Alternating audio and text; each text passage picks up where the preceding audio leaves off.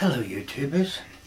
Well, today I'm going to cook an oxtail stew and I'll show you the ingredients in a moment. And it was a dish that was pretty common in my young days, and maybe in these times of recession perhaps people will go back to it again. But it's a delicious meal, and I'll show you all the preparation. So here's the oxtail. Of course I can't really tell you whether it comes from an ox or not, a very old-fashioned term, but it certainly comes from a bovine, and it's the tail, part of the tail of a bullock or a cow.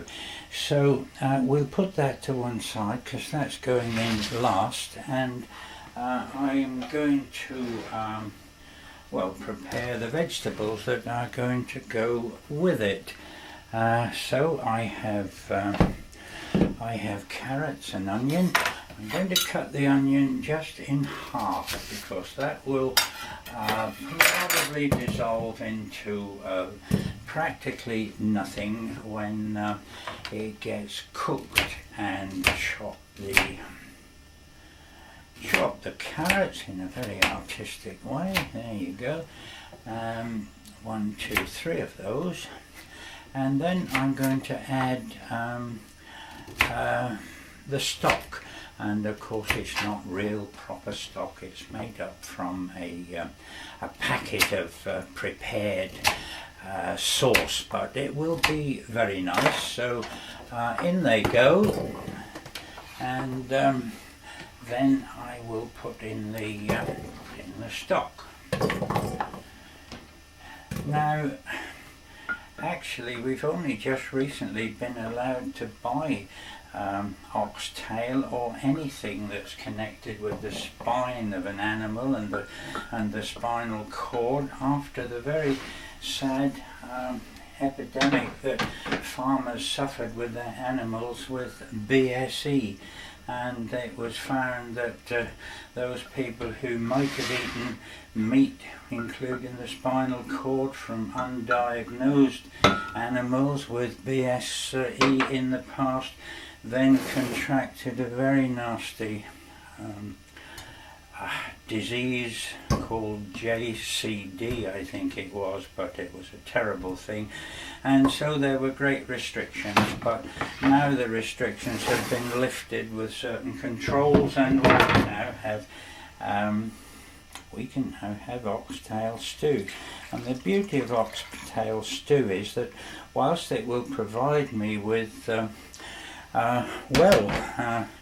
2 whole nutritious meals, at the end it will leave a most delicious soup, which, if we were to serve that with some garlic croutons or garlic bread, that would be absolutely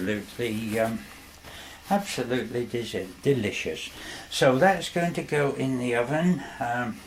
I have no idea at what temperature or for how long, but that's like life, isn't it? We never know, and if we make mistakes, well, everything will turn out all right in the end, and you only learn by your mistakes. But I'm going to put it in for a couple of hours, and then I'll have a look and I will readjust, and that will be great. And my next process will be to prepare some potatoes to go with it.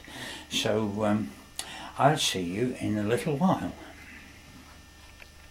So these are the potatoes that I'm going to use, and I won't peel them. I will just scrub the dirt off them and leave the skins on the score that probably the best part of the potato is in the skin anyway, and nothing tastes the same as it used to, it seems, but maybe that's just because as we get older our taste buds deteriorate. So I will prepare them in the manner I said, and then before I serve the meal, probably cook them. Well, I'll cook them until they're cooked, obviously, to my satisfaction, probably about 20 minutes.